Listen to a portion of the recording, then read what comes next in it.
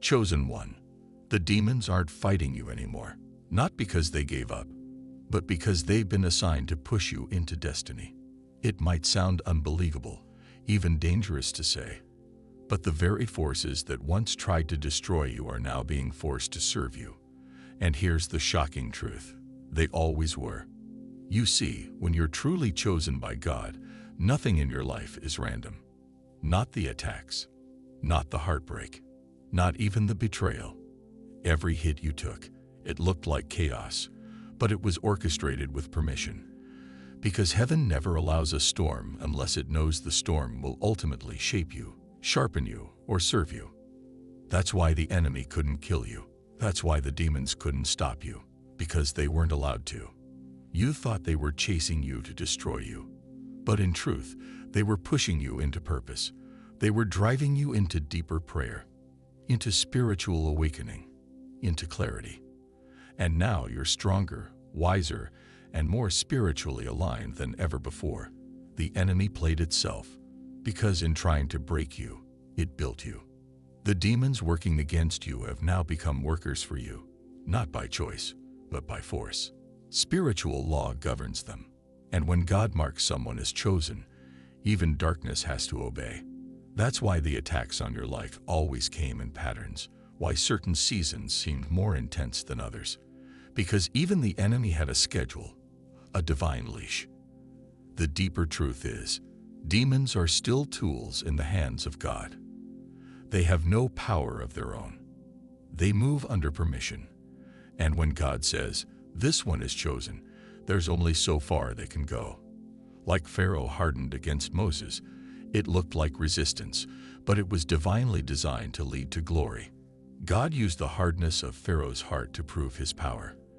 And he's been doing the same in your life, using the resistance to reveal what's inside you. You didn't ask for the battle, but the battle revealed your anointing. And once you recognized that, the power shifted. You stopped panicking. You started perceiving. You began to realize, nothing is happening to me. It's happening for me. Chosen one, your life has been one long setup for something divine. And while people saw you struggling, crying, and suffering, what they didn't see was how heaven was turning those moments into spiritual leverage. How demons were unintentionally building your endurance. How every attack refined your discernment. How every betrayal taught you who not to trust. That's not a coincidence. That's obedience from the enemy's camp. And now, they fear you. The very spirits that used to intimidate you now obey your authority.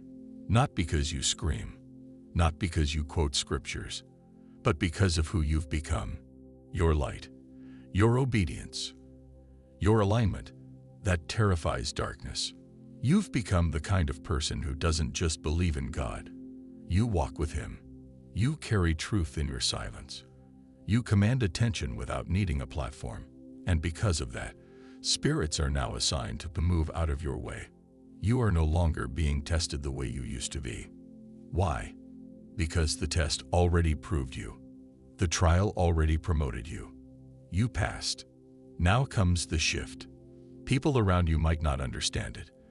They'll think your peace is arrogance. They'll call your boldness pride. But they have no idea what it cost you to get here.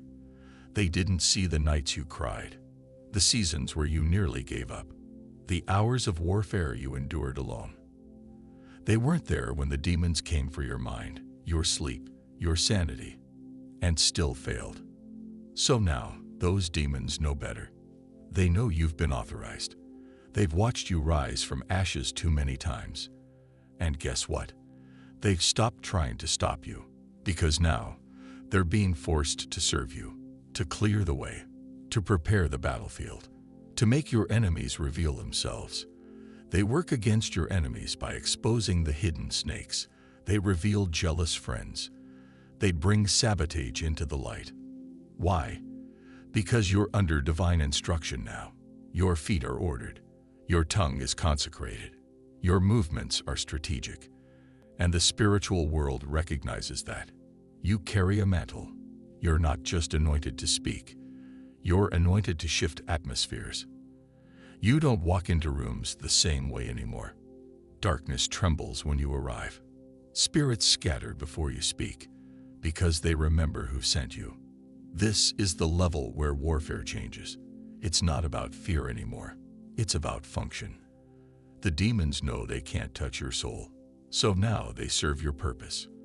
Without realizing it, they teach you. They expose what needs healing. They refine your focus. That's obedience, not to you, but to the plan on your life. That's why hell has kept such close tabs on you. It's not that you're a threat. It's that you're a key, a gateway, a vessel that carries deliverance for others. And if they can't stop you, they know others will be set free. Your story, your survival, your breakthrough, it will inspire a revolution. That's what the darkness fears. And here's what the world's about to see. The same demons that laughed when you were crying will now be made to bow when you rise. They will bear witness, because you are no longer running from the battle. You are the battle. You've become what darkness cannot control. A light that cannot be dimmed. A warrior they can't touch. So don't be surprised when the very thing that once broke you now becomes your stage. When the same pain that silenced you becomes your power. When the voices that mocked you start asking for your wisdom. Because when demons obey God's plan, even in rebellion, they become part of your testimony. And yours, chosen one, is about to echo loudly. And yours, chosen one, is about to echo loudly. See, what people don't realize is that the spiritual realm respects rank. And you, through your pain, through your obedience, through your relentless surrender, you've risen in rank. You're no longer just someone who knows God. You're someone who walks in alignment with Him. And that alignment terrifies hell. Not because you speak in tongues, not because you shout louder than others, but because when you move, heaven moves with you. Demons understand authority. They recognize when someone's been in the secret place, when someone's not just quoting scriptures, but living them. You've become a person of presence, not performance, a person of substance, not show. And that makes your silence louder than most people's noise. You don't have to prove anything anymore. Your very life, the peace you walk in, the clarity you speak with, the way storms can't shake you. All of that proves who you are and whose you are. That's why hell backed off. Not out of mercy, but out of mandate. Because when you step into your spiritual identity, even demons know they have limits. When you speak now, they have to listen.